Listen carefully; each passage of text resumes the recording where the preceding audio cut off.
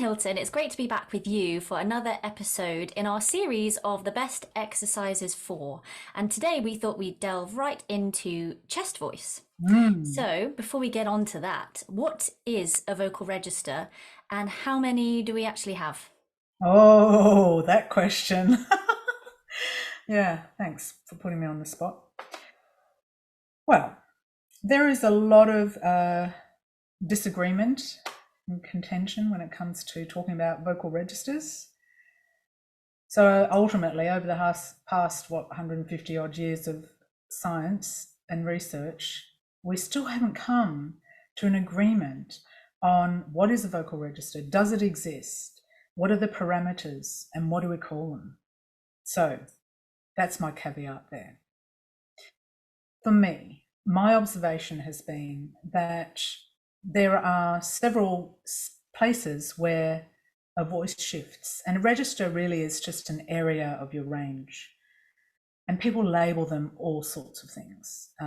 So, me, I tend to go now for lower register, middle register, upper register, or high, low, middle, high, that sort of idea, as opposed to giving it a particular label.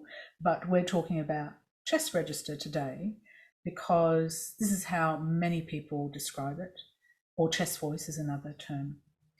Now, there's definitely a lower register and another register. There's a physiological shift that happens. That's the other thing, is that registers can be looked at from a physiological point of view, a perceptual point of view, and acoustical point of view. So it depends a little bit on which one you're looking at. So you might say if it's just physiological, then there's just two registers.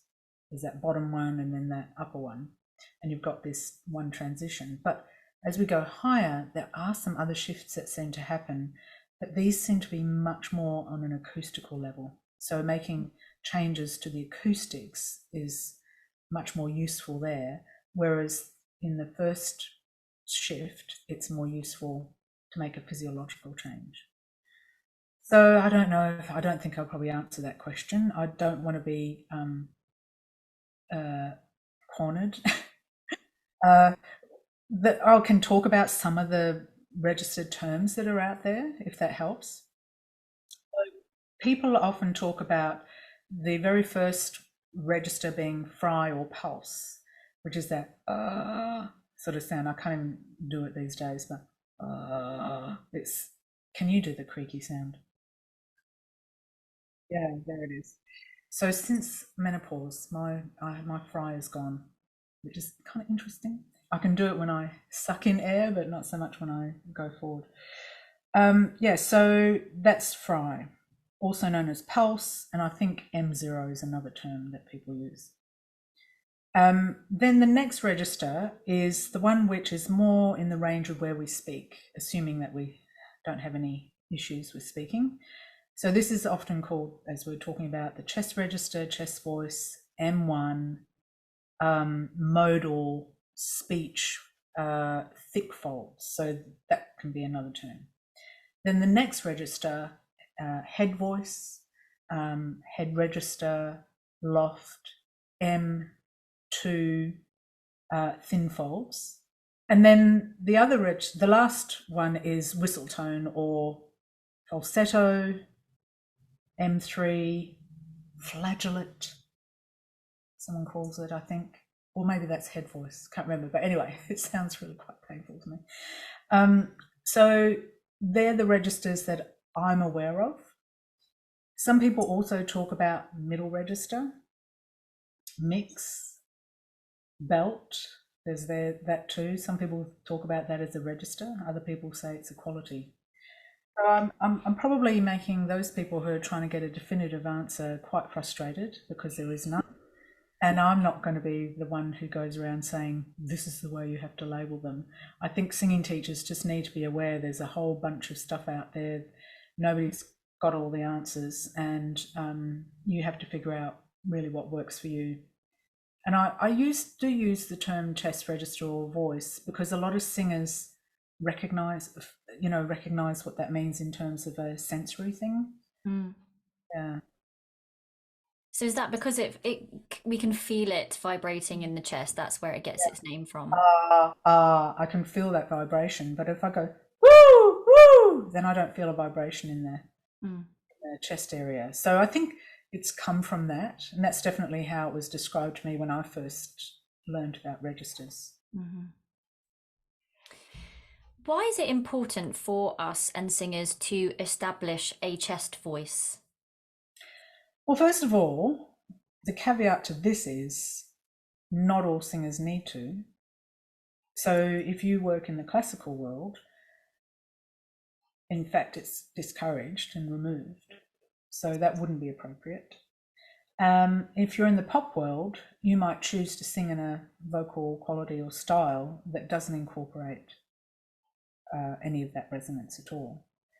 And that's your prerogative as an artist, because stylistically you can choose how you want your sound to be. Having said that, if we want a balanced voice that we're in control of and to have a variety of different colours and tones available to us, and if you want to belt, then you will need to access this part of your voice. Mm. What are the qualities of chest voice then? And what's really happening in the system to be able to create it? Yeah, so there's quite a lot of things going on.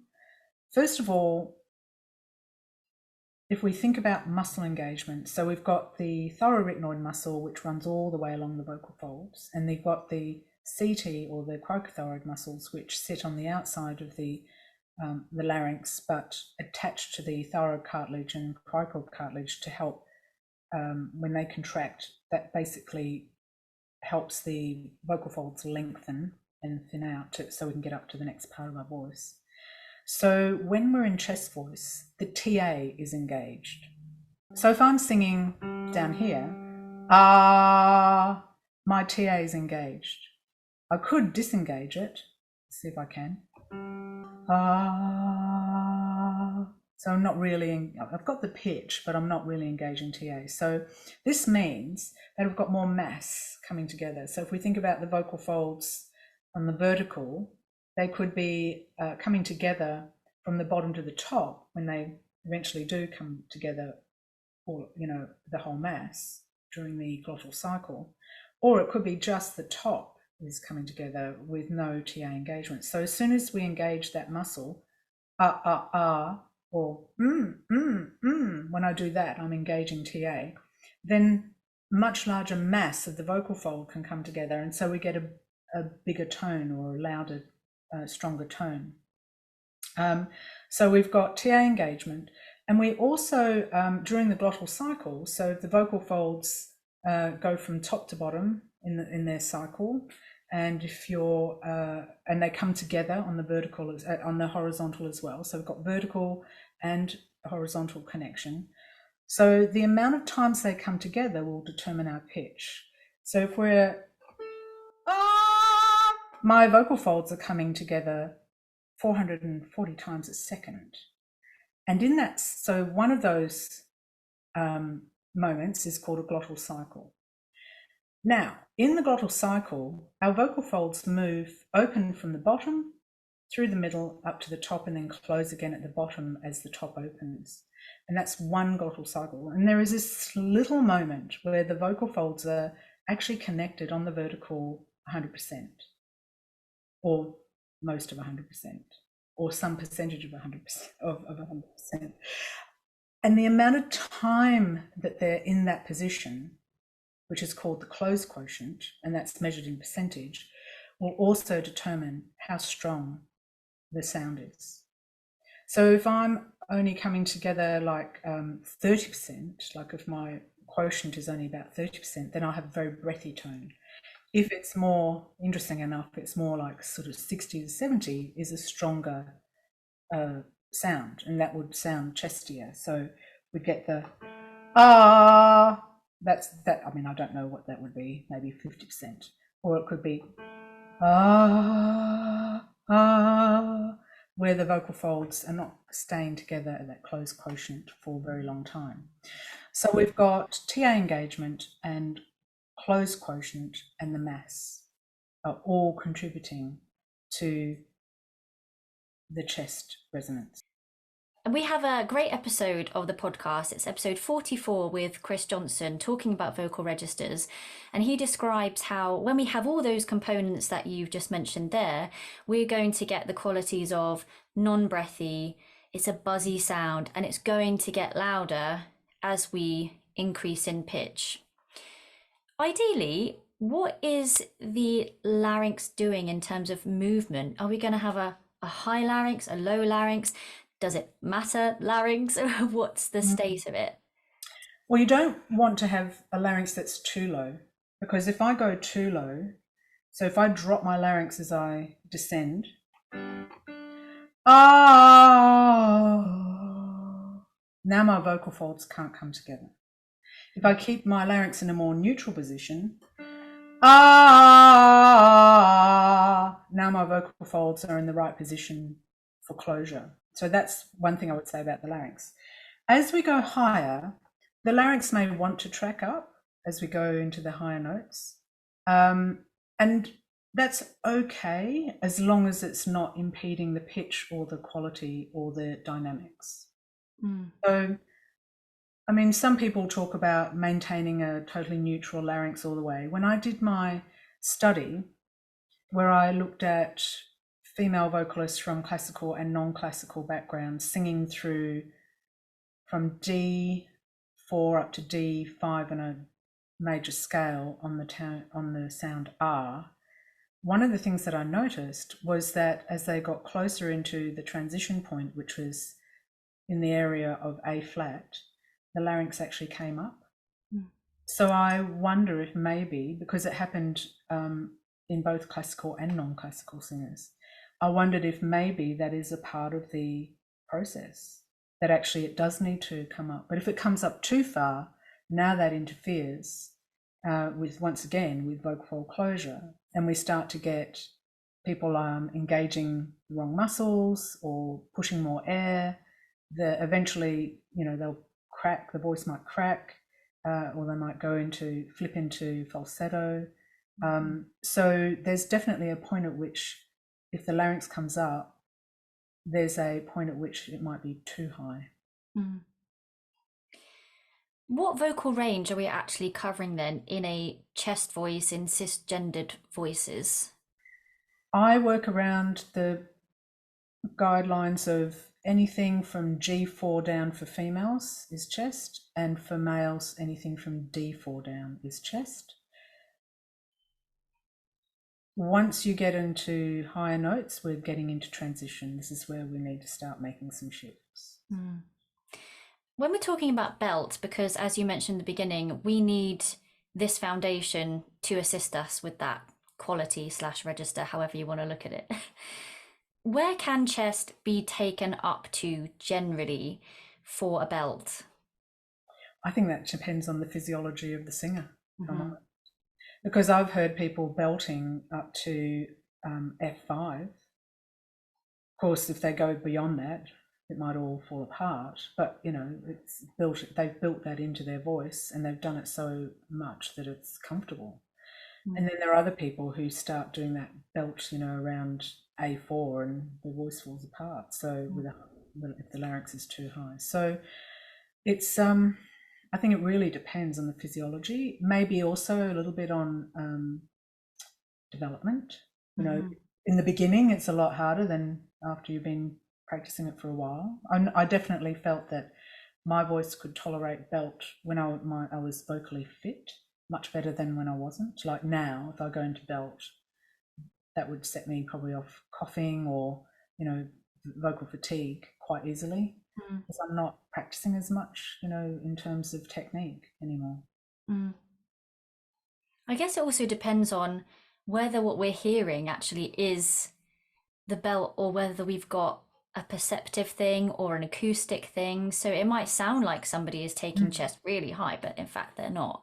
Yeah, that's really common, isn't it? So quite often when I'll demonstrate something like na na na na na na na na, someone might say to me, "Oh, you're bringing your chest up really high to that D5." No, I'm not. I'm going into a combination of utilising TA and CT, which is sort of can sometimes be termed as mix.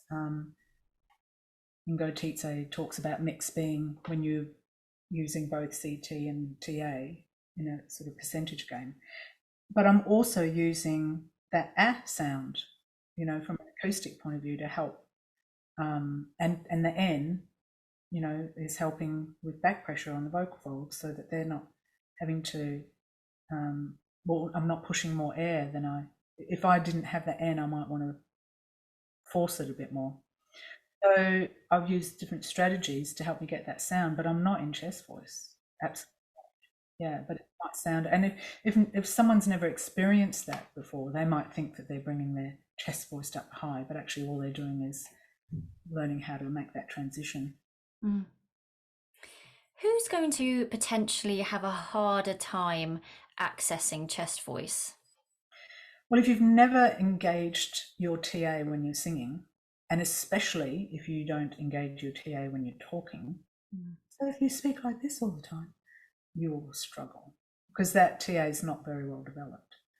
And that might even end up causing some problems if you do it too much. So as a teacher, you have to be really careful, you know, that you're managing, monitoring and guiding the singer and giving them parameters, you know, in terms of how long they practice for or which kind of exercises they do and how they warm up and all that sort of thing. So they're probably the people who will have the most problem, assuming that, you know, your pathology is, oh, you don't have any pathology. Yeah. Is there anyone else that you can think of? I think personality can sometimes come into it as well. If somebody is quite shy, perhaps, isn't maybe used to making a bigger, louder sound, they might find it somewhat intense. We have a great blog because I wrote it on our website about helping a shy personality experience this register a little bit more. Age as well, in terms of we can't expect a younger singer to be able to make as big a sound as an adult voice. And also at the other end of the spectrum, you know, the elderly voice or the aged voice, you know, like for me, I can't get the sort of sound that I used to get anymore. My vocal folds just don't want to do it anymore. So, you know, so the collagen and elastin start to deteriorate or dissipate as you get older. And if you don't have a lot of that, then your sound isn't going to be as big. So that could be a problem on that side as well. Yeah. Also, style. You mentioned at the beginning, if you are a classical singer, you might be using a more CT based approach. But if we want to get into something that like belt, it might just be a new thing. So it not necessarily going to be a struggle, but it might be new. Well, it'll also be, you know, you need to then make it into a habit. So that takes time. So in opposition, who tends to have an easier time accessing chest?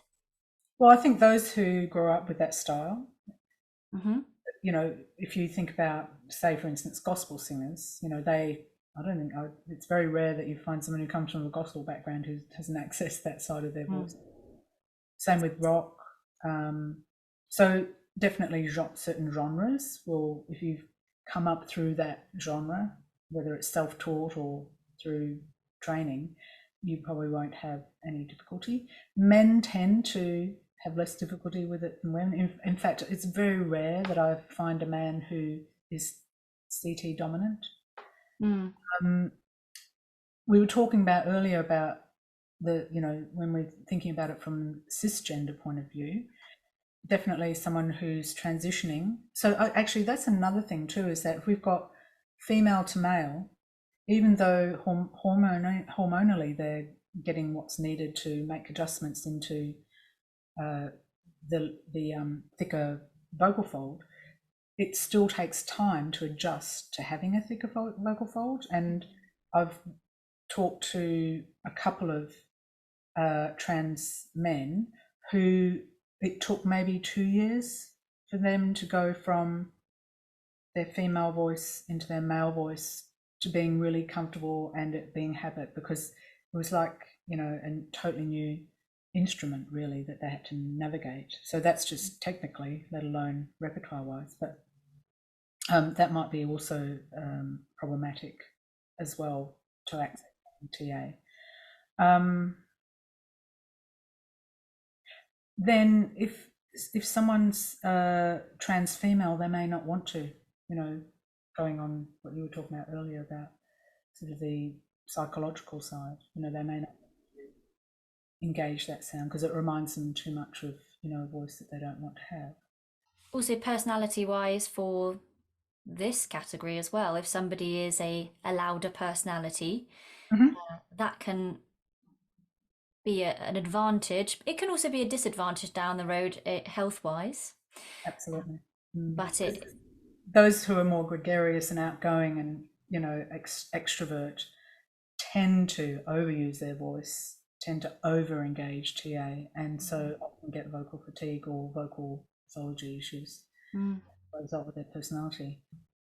Let's get into some scenarios then and see what the best exercises we can create for the situation. So imagine a singer is working to find a more functional, foundational chest voice. What would we need to consider in terms of creating the best vocal exercise for them? Yeah, so I think the first thing I always want to establish is, do they have control and stability over the larynx and the vocal folds? So I often start there. There's a really cool exercise which is like the karate chop, which helps people engage the vocal folds vertically in the full closed position, so that they get an experience of what it's like to bring the vocal folds together completely and engage and then turn it into a pitch. So I might do something like ah, ah, ah, you know, so they start with the closure and then go into the pitch. And then I might add that into a scale. And I do that just in the area sort of that below the transition. I don't go into the transition initially because you know, that's a whole other set of coordinations and I don't want to confuse the situation. Yeah. I also look for sounds that are close to speech, and I might even use counting. So I might do something like 1, 2, 3, 4, 5, 4, 3, 2, 1, and get them not to sustain, but just to hit that pitch, quicken and move on to the next one. Or I might use gut, gut, gut, or but, but. I'll also think about the vowel and consonant combination. So I'll look for a consonant that has less airflow, b, and I'll also look for a vowel that has more of probably a chestier resonance, so an a or ah or eh, so that I'm counteracting the CT dominance and also bringing in acoustically some formant tunings that are more towards that chestier resonance. So those are the things. And then I'll just do lots of different combinations, and I'll do 5-note, I might do single notes, I might do triads, maybe some arpeggios. It just depends on how well they're accommodating it. So I tend to use the less broader scale distances. And I'll just play around with that, and I might also get them to sing the lyric of a song, but more in a spoken way. They start to get used to creating pitch with that more speech-like approach, because sometimes people just go into their inverted commas singing voice. So I try to help them make a disconnect from that and say, well, we're not singing, we're just creating sound at pitch. And then after a while, when they start to get used to that coordination, then I'll start to incorporate sustained sounds. Yeah, so that's probably how I would start. There's also fry onsets, which can get the chords together quite nicely. And Kerry Obert, we have a great episode of the podcast, number 59, talking about the tongue. And Kerry's also spoken before about how we can utilize the tongue in a retracted sense to actually help thicken up the vocal folds and establish that chest voice that way. Yeah. You also have a prop that you like to use, which is a TheraBand. Can you talk to us about that? Oh yes, it's been a while since I've done TheraBand. Let me see if I've got one here. There we go. There are, it has to be set up correctly because it's very easy to do this incorrectly and cause strain and problems elsewhere. So you can use a TheraBand as a way of helping the intrarytenoids, which are the little muscles at the back of the vocal folds, to stay closed. And this happens in a sort of synergistic way through the other muscle engagements. So basically, as the singer sings through the sound, they'll stretch out the TheraBand. The only thing is, the reason I did it like that is because I wanted people to see the stretch, but you actually need to make sure that the arms are parallel to the floor, that they're tucked in at the elbows are tucked in at the sides, and that the shoulder blades are also coming together as you do the stretch. And it's not a huge stretch, it's not about strength here, it's just about engagement. So that can really help. If you don't do that, then the prayer position, so you put your palms together sort of at the level of the sternum and you press in at the palms. You could also press against a wall, so as if you're trying to push the wall away, but you don't want to bend the elbows. You want to make most of the push come from the arms rather than the shoulders. And the other one is sitting in a chair, like it needs to be a nice, sort of like a dining room chair. And as you're singing, you put your hands under your seat and you try to lift your seat up underneath you. So these come from speech and language therapy. So they're definitely extra tools. And you were talking about the cry. You could also call it creaky or whiny, or meow's another one. Anything that engages the TA in the process. Just on the TheraBand, is there a particular colour that we would need to use? Because they're all different weights, aren't they? Yes. Yeah. Well, I think it depends on the student. If it's a male, fairly strong male, I go with one of the stronger ones. And each brand has different color codes, I think. So right. Yes, so in TheraBand, yellow is the weakest, and green and red are sort of middle, and then black I think is the strongest. So I usually use the green. I think I'd probably run out of the green for whatever reason. So if it's not so you can either do it as a single or you can double it up to make it a bit stronger. The fact is, it doesn't have to be, like I said, it's not about getting it stretched. It's just about a little bit of help, a little bit of engagement. It's not about trying, doing that, because now you're going to set yourself up for other problems. What repertoire works quite well for developing this area? Well, probably not classical or folk, English folk in particular. Pop, it depends. I mean, if the singer tends to follow the style of the singer and it's someone like Billie Eilish, that's not going to work. But if you think about Adele, she definitely engages TA, as does Jessie J. All the men, pretty much all the pop men do. Maybe not soul R&B, because there's a lot of falsetto in that. So rock songs, or rockier pop songs. So Elton John, what's his name? Billy Joel, yeah, that sort of thing. Ed Sheeran, if we're looking at the more contemporary. Not Sam Smith. What else? And then gospel. Mhm. Jazz is a difficult one because Mm. once again, it depends on who you follow. But if you're listening to someone like Sarah Vaughan, well, actually, no, Sarah Vaughan, when she goes higher, goes much more into her head voice. Definitely Ella Fitzgerald, pretty balanced. Diane Reeves, Cassandra Wilson, these are the females. Men, people like Mark Murphy, Kurt Elling, they all engage their TA very nicely. Mm.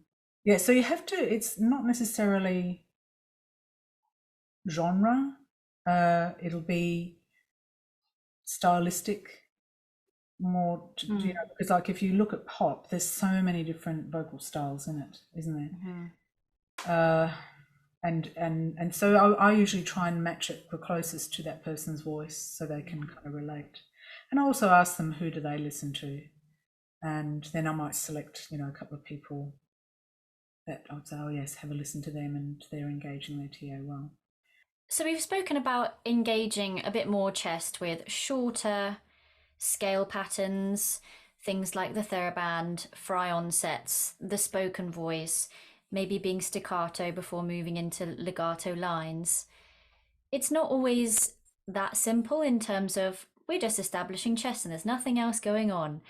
So, what if we're noticing that a chest voice is actually quite pressed and it's a bit too heavy to be a functional chest voice? What can we be doing there?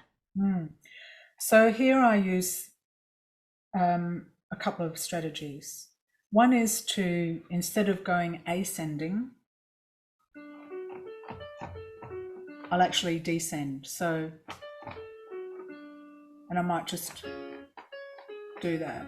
So a descending arpeggio would really work well there, and going above the transition point. So for women starting maybe around D5, men around G4, somehow it causes the person to release that press when they do it. I don't know if it's a psychological thing or combination, psychological, physiological. So that's one of the things I do. The other thing is I look for, in this case, I'd now look for a consonant that has more airflow. So I might use a w or a f. I would probably still use a vowel that has a chestier resonance, so an r or or a, but I'd just give them a fricative. I have actually, and this I got from another teacher, sometimes used a fa on and got the singer to really yell it.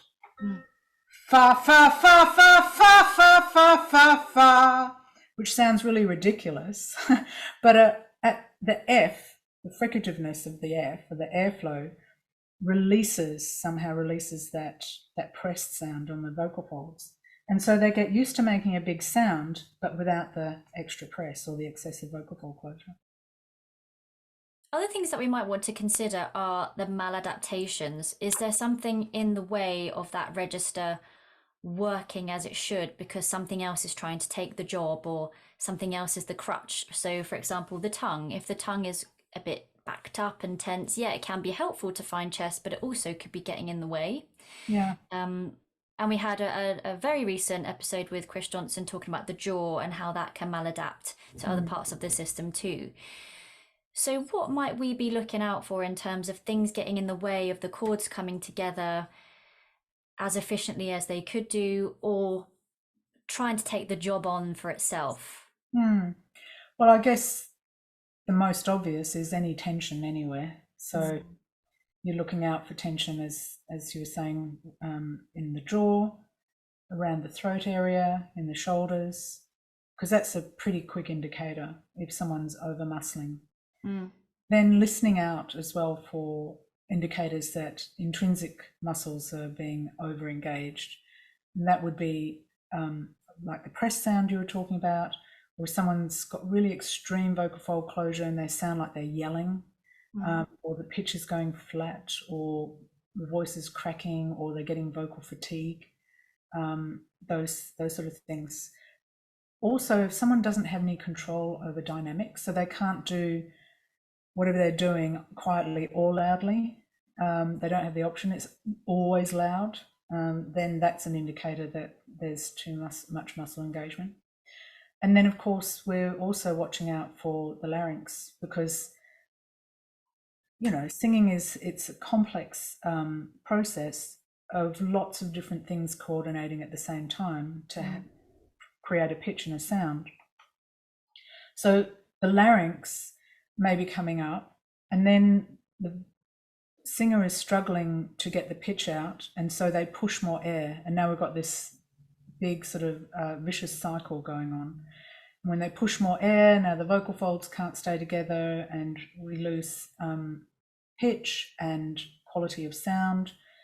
The voice might crack, but there's some quite strong indicators if that's happening. You know, if the sound is yelly and going flat, and if they look like they're straining, then they're pretty good indicators that you need to do something to reverse that or to mitigate that.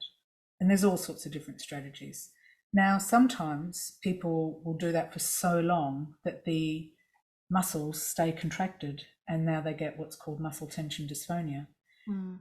That now needs to be dealt with physically, so they need to have that released through laryngeal massage or something similar before, you know, you continue on, because unfortunately sometimes the muscles get to a stage where they're so contracted for so long, it's now a chronic condition, and they can't uncontract, and so you need to manually release it. So there is that possibility as well. I mean, if it's only minor, you could do manual therapy, you know, self massage. I'm sure that on our podcast we've interviewed a couple of people who already do that. Who would they be? We've spoken with Lydia Flock from the Voice Care Centre, and she also has her own practice in Oxford, I believe, about the experience of laryngeal massage, whether it should hurt, that sort of thing. Also, we've got a podcast with Walt Fritz talking about that similar idea, and also a clip on our YouTube channel about how we can do that. Yes, and in the membership we have several videos from people demonstrating how you can do self-massage. Now, as a singing teacher, you'd never do it on someone else if you haven't got training, but there's no reason why the student can't go and watch those videos and do it for themselves. Are there signs in the chest range that there might be pathology, inflammation, injury, or do we look more towards the top end of our range for that? Oh no, you can hear it in the bottom. If it's, you know, if the vocal folds are very swollen, quite often it makes them difficult to come together, to adduct and to function. So you might find that the sound is very, it's not just breathy, there's like a hoarseness to it or a roughness. Maybe pitching is a problem as well, because the vocal folds aren't vibrating at an accurate speed. So you might find that even in the lower part of the range, the voice is going out of pitch, which is unusual for the singer. So that would be an indicator. And when they're speaking, you know, people often talk about, oh, my voice feels really tired, or it's hoarse, or I'm losing my voice after I've been speaking for a while. So that definitely will be shown in the lower part of our range as well. What repertoire would work well for singers who are struggling to ease off chest then? Well, that's a good question. Well, I guess anything that's different to what they're used to. It might be repertoire that starts higher and comes down lower. Quite often people who are TA dominant get into that habit. So every time they start down in that lower end, they habitually bring up that tension as they go higher. So finding a song which actually starts higher and comes down, that might help. Changing the key so that it's above the transition instead of below or just in the middle. And also incorporating some of the sounds that are working well to find that release into the melody. So not going straight into singing the lyrics, but actually using sounds that are working nicely in the exercises that find release, and you could apply that into the melody and then find also sounds, like for instance, say they're doing really well on f sounds or worse sounds or v sounds, you might actually add those in front of each word so that they start off with that more airflow and see if they can find the release. A lot of it is about changing habits and disengaging the muscle from a habitual point of view. Great. Well, thank you, Lynn. Hopefully that's given listeners a good chunk of information to take away and apply in their studios. And I look forward to seeing you on the next one, where we're going to cover head voice. Brilliant. I'll see you then.